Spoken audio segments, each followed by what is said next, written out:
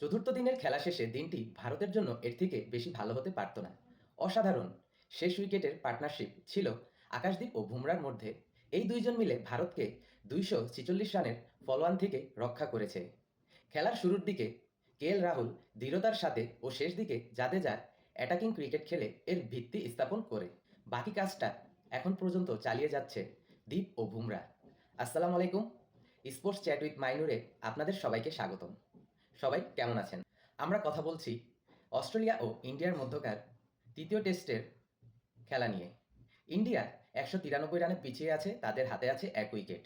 তার মানে অস্ট্রেলিয়া আবারও আগামীকাল ব্যাট করতে নামতে হবে।